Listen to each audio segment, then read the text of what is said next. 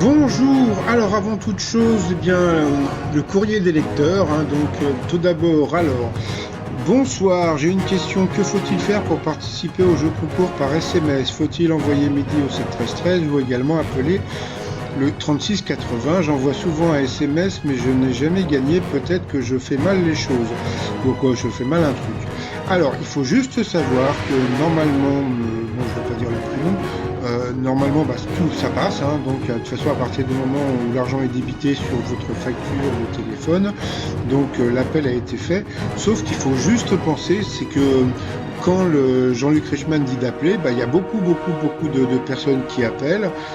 Ça peut passer, ça peut même être des centaines de millions de milliers, pardon, de personnes qui téléphonent en même temps. Donc, eh bien, 100 000 personnes qui appellent, même des fois peut-être plus. Imaginez combien ça peut faire à peu près tous les jours de gains pour TF1. Donc, c'est pour ça que, bon, vu qu'il y a à peu près plus de 200 000 personnes, c'est normal que, voilà, après, c'est une histoire de tirage au sort. Après, j'ai regardé le combat des maîtres samedi dernier. Xavier Le Savoyard m'a beaucoup impressionné. Il a battu Lucky Paul et Fantastéryx Eric. Ce serait bien un match entre Paul et Eric. Il aurait été très loin s'il avait pu continuer. Respect pour lui. Il a également battu les prisonniers lors des 12 coups de Noël 2017. Pour moi, le top 3, c'est Paul le numéro 1, Eric le numéro 2 et Xavier le numéro 3.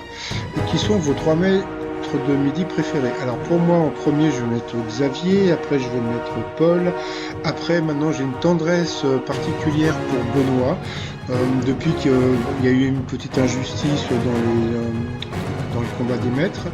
Et puis après, je mettrai Eric quand même, parce que bon, même s'il a été avantagé pour battre les prisonniers, bon, faut quand même le dire, donc il a quand même pas mal de culture et beaucoup de mémoire. Donc voilà.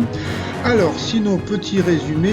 Ah non, j'ai oublié un autre truc. Alors, bonsoir chasseur d'étoiles, merci de lire ce message. Il y a des rumeurs disant qu'Antonin va être éliminé le 9 juin 2020. Avez-vous des informations sur ces rumeurs? Si oui, merci d'en parler en vidéo et continuer, etc., etc. Alors, en plus la personne m'a demandé de ne pas dire son prénom. Bon, Ginette, je tirais pas à quoi c'est toi. Non, c'est pas Ginette, je déconne. Eh bien, je sais pas, parce que bon, depuis qu'il n'y a pas de public, après, bon, et puis bon, de toute façon, Antonin, il est pas assez là depuis longtemps.